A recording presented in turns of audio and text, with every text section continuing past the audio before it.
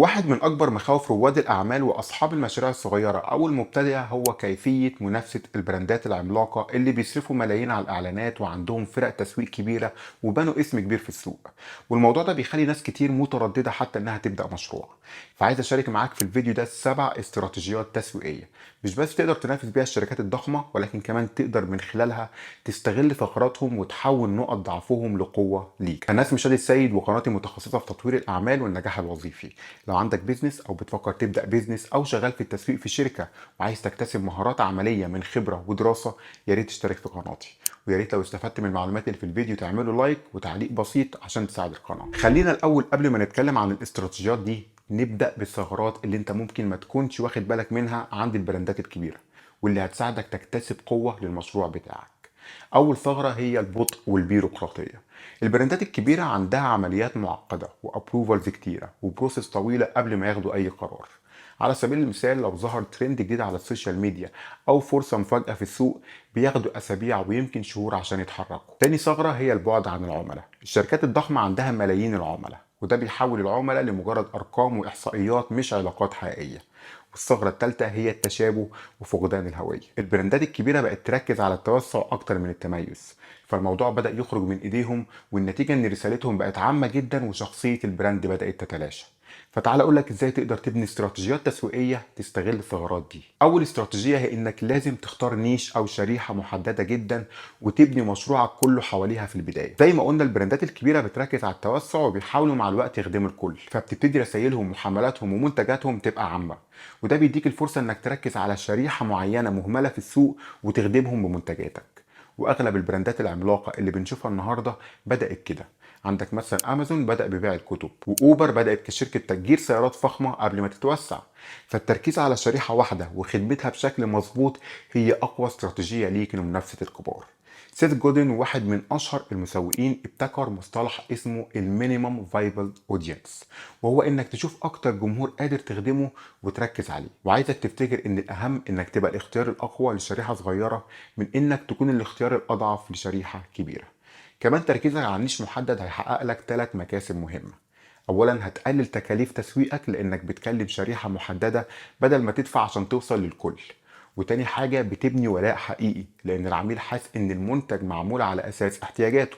وأخيرا بتستخدم الموارد البشرية والمالية بتاعتك بشكل أفضل. تاني استراتيجية هي إنك تبني مشروعك حوالين القصة بتاعتك، ودي النقطة اللي محدش يقدر ينافسك فيها.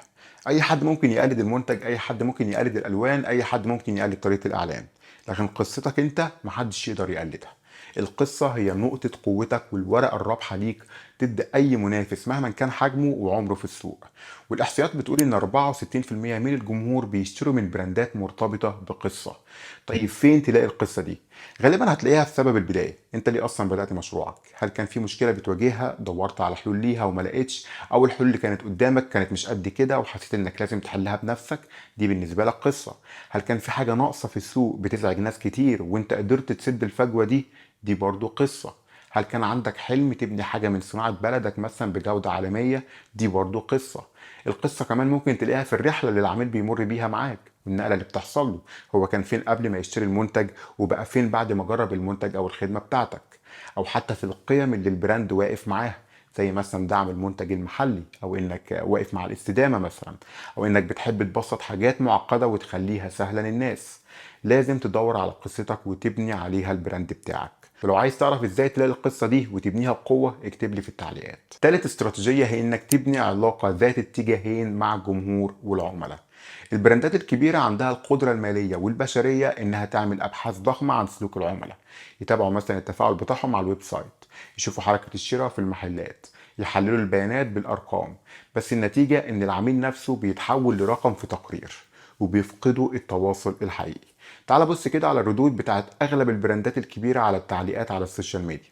هتحس ان اللي بيرد عباره عن كمبيوتر مبرمج مش بني ادم حقيقي زيه وزيك. والموضوع ده بقى بيضايق ناس كتير جدا لدرجه انهم ممكن يقرروا ما يشتروش من البراند تاني. العلاقه على كده بدات تتحول لعلاقه من اتجاه واحد، وده طبعا بدا يقلل الثقه في براندات كبيره كتير.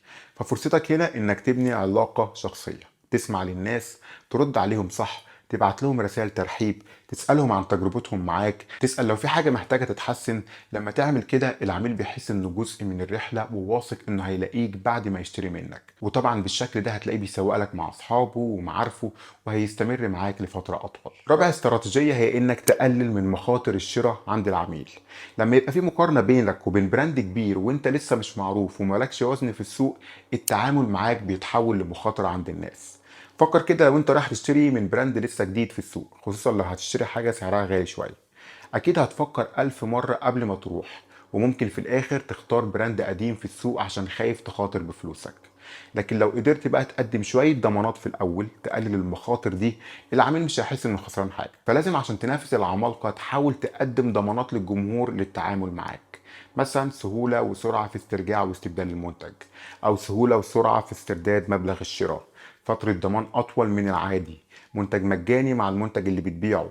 عايزك تدور على ضمانات تخلي العميل يجربك، وكل ما كنت متأكد فعلا من جودة خدماتك ولا منتجاتك ادخل بضمانات أكبر وأكبر. خامس استراتيجية، نافس في التجربة مش في السعر. البراندات الكبيرة تقدر بسهولة تلعب لعبة الأسعار، عندهم فلوس، عندهم مصانع، عندهم موردين، فهم اللي بيتحكموا في السعر. لو فكرت تعمل حاجة بسعر أرخص هينزلوا بالأرخص وهتفضل انت ترخص في سعرك لحد ما تفلس. لكن التجربة الحقيقية اللي العميل بيعيشها دي ملعبك انت، والتجربة هي كل نقطة اتصال بين العميل وبينك. موقعك الإلكتروني، صفحات السوشيال ميديا بتاعتك، التغليف بتاعك، التوصيل بتاعك، مكالمة خدمة العملاء، كل دي نقط اتصال لازم تكون مبنية على تسهيل حياة العميل وإبهاجه. لو هنتكلم على الويب سايت مثلا لازم يكون سهل وسريع. لو هنتكلم على السوشيال ميديا لازم تكون غنية بالمعلومات مش بس صور للمنتجات. لو هنتكلم عن التغليف لازم يبهر العميل. لو هنتكلم عن خدمة ما بعد البيع لازم تكون سريعة وتاخد أي استفسار بيجيلك بجدية. دي كلها حاجات البراندات الكبيرة مش بتقدر تاخد فيها خطوات بسرعة لأنهم عندهم بطء مش سرعة ومرونة زيك. سادس استراتيجية هي استغلال الشراكات. البراندات الكبيرة عندهم ملايين يقدروا يصرفوها عشان يوصلوا لجمهور جديد، لكن انت ممكن ما يكونش عندك نفس الإمكانيات المادية دي. عشان كده لازم تبتدي تدور على شراكات تفتح لك السوق، سواء مع براندات مكملة ليك أو مع صناع محتوى عندهم ثقة وسط جمهورك. وهنا انت بتربط الثقة دي بالمنتج بتاعك وبتحسن صورة المنتج في نظر جمهورك. سابع واخر استراتيجية هي سرعة انتاج ونشر المحتوى. دي نقطة ضعف واضحة جدا عند البراندات الكبيرة، لان اي محتوى عندهم لازم يعدي على 50 واحد قبل ما يطلع للجمهور، وعلى ما بينزل بيكون الترند خلص ولا الموضوع اللي كانوا بيتكلموا فيه فات عليه الزمن ومحدش فاكره. لكن مع الشركات الصغيرة تقدر تصنع محتوى وتنزله بسرعة وتاخد النصيب الأكبر من المشاهدات. فلازم يبقى عندك خطة وعندك أدوات من كاميرا وفيديو إديتورز عشان تقدر تصنع محتوى بسرعة. كمان المحتوى بقى هو لغة العصر، ومنصات السوشيال ميديا بقت مساحة مجانية ليك عشان تفضل قدام جمهورك وتحفر اسمك في راسهم. فكل ما قدرت تكون أسرع وتنشر محتوى أكتر، كل ما قدرت تسبق المنافسة مهما كان حجمها. ودول كانوا السبع استراتيجيات اللي اقدر اضمن لك انهم مش هيخلوا منافسه مهما كان حجمها تعطلك. قولي في التعليقات مين هم اكبر منافسينك وهديك نصيحه تنافس بيها.